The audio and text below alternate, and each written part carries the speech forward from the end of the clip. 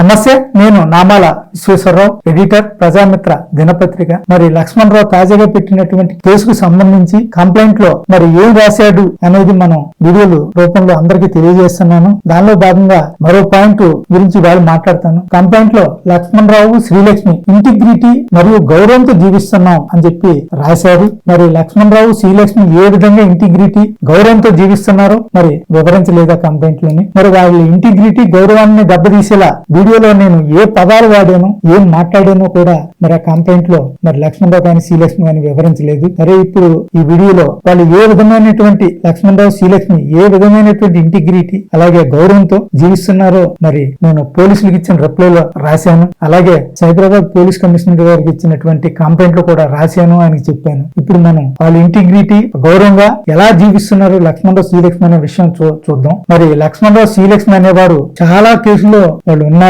మరి లక్ష్మణ్ రావుపై దేవాదాయ శాఖ అధికారులు అనేక కేసులు పెట్టారు, పోలీసులకి అనేక కంప్లైంట్లు ఇచ్చారు. లక్ష్మణ్ రావుపై ఆలగడ్డ పోలీస్ స్టేషన్ లో ఒక కేసు నమోదైంది, శ్రీశైలం పోలీస్ స్టేషన్ లో మరో కేసు నమోదైంది, విశాఖపట్నం సైబర్ క్రైమ్స్ లో ఒక కేసు నమోదైంది, మహంకాళి పోలీస్ స్టేషన్ లో ఒక కేసు నమోదైంది, ఎస్ఆర్ నగర్ పోలీస్ స్టేషన్ లో మరో కేసు నమోదైంది, గోపాలపురం పోలీస్ స్టేషన్ లో మరో కేసు నమోదైంది, నారాయణగూడ పోలీస్ స్టేషన్ లో ఒక కేసు నమోదైంది, రాజమండ్రి పోలీస్ స్టేషన్ లో మరో కేసు నమోదైంది, ఆత్రేయపురం పోలీస్ స్టేషన్ లో ఒక కేసు నమోదైంది, విజయవాడ పోలీస్ స్టేషన్ లో ఒక కేసు నమోదైంది, కాకినాడ పోలీస్ స్టేషన్ లో మరో కేసు నమోదైంది. అలాగే మరికొన్ని పోలీస్ స్టేషన్ లో కూడా కేసు నమోదయ్యాయని తెలిసింది. ఇవి కాకుండా లక్ష్మణ్ రావు, శ్రీలక్ష్మి మీద నేరుగా కోర్టులో ఉన్న క్రిమినల్, సివిల్ కేసులే ఒక 10 వరకు ఉన్నాయి. లక్ష్మణ్ రావు కొన్ని కేసులు అరెస్ట్ అయ్యి జైల్లో ఉండి వచ్చాడు.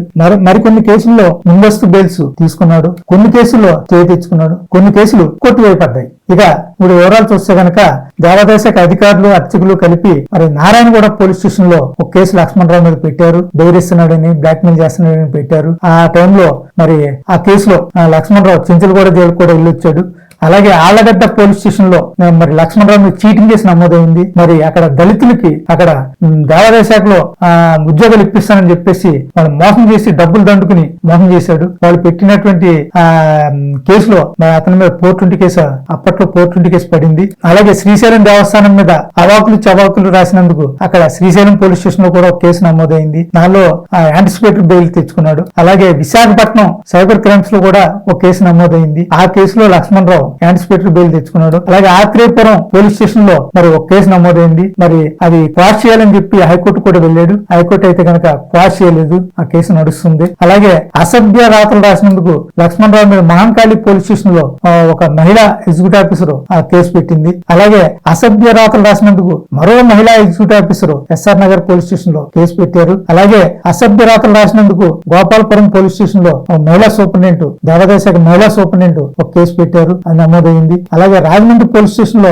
దేవాదాయ శాఖ ఉద్యోగి ఒక ఆయన బ్లాక్ మెయిలింగ్ కేసు లాంటిది మరి లక్ష్మణ్ రావు మీద పెట్టాడు. అలాగే కాకినాడ పోలీస్ స్టేషన్ లో లక్ష్మణ్ రావు మీద ఒక దొంగ పెళ్లికి సంబంధించినటువంటి కేసు నమోదైంది. ఒక అమ్మాయిని, ఒక యువతిని మోసగించి, తనకు పెళ్లి కాలేదని మోసగించి అమ్మాయిని పెళ్లి చేసుకున్నాడు. ఈ దొంగ పెళ్లి విషయంలో ఆమె ఇచ్చిన కంప్లైంట్ లో అరెస్ట్ అయ్యి జైల్లో ఉండి వచ్చాడు. లక్ష్మణ్ రావు, శ్రీలక్ష్మి ఫేక్ పత్రికల పేరు మీద దేవస్థానానికి ఫేక్ బిల్లులు పంపిస్తున్నారు, ఫోర్జరీ ఆర్డర్లు పంపిస్తున్నారు, జిరాక్స్ ప్రకటన పేజీలు పంపించారు, ఫేక్ లీగల్ నోటీసులు పంపించారు, ఆర్టీ యాక్ట్ కింద దరఖాస్తులు చేసి మరి డబ్బు వసూలుకి బ్లాక్ మెయిలింగ్ చేస్తున్నారు అని చెప్పి దేవాదాయ శాఖ స్టాండింగ్ కౌన్సిల్ లీగల్ గా అప్రోచ్ అయింది లక్ష్మణ్ రావు, శ్రీలక్ష్మి మీద. అలాగే ఆలయ దర్శనం మాసపత్రిక పేరు మీద ఫేక్ ఆర్డర్, జిరాక్స్ ప్రకటన పేజీలు పంపి డబ్బు వసూలుకి బెదిరించారని, మరి ఆర్టీ యాక్ట్ ముసుగులో వేధించాడని లక్ష్మణ్ రావుపై గడిగిరేవుల దేవస్థానం ఎగ్జిక్యూటివ్ ఆఫీసర్ లీగల్ గా అప్రోచ్ అయ్యారు. అలాగే అహోబులం దేవస్థానానికి ఆలయ దర్శనం మాసపత్రిక పేరు మీద లక్ష్మణ్ రావు ఫేక్ ఆర్డర్ లో జిరాక్స్ ప్రకటన పేజీలు పంపి డబ్బు వసూలుకి బెదిరించాడని చెప్పి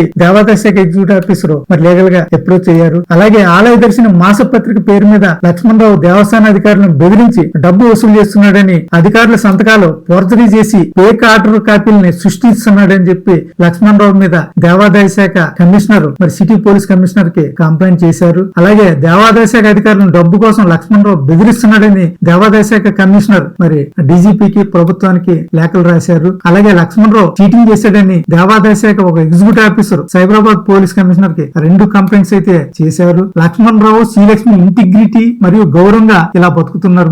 మరి ఈ విషయాలన్నీ కూడా నేను సైబరాబాద్ పోలీస్ కమిషనర్ గారికి ఇచ్చినటువంటి కంప్లైంట్ లో, అలాగే పేట్ బషీరాబాద్ పోలీసులకు ఇచ్చినటువంటి రిప్లైలో రాశాను. మరి ఇంకా వాళ్ళు రాసిన కంప్లైంట్లు ఈ విషయాలు ఏంటనేది తదుపరి వీడియోలో చూద్దాం. ధన్యవాదాలు.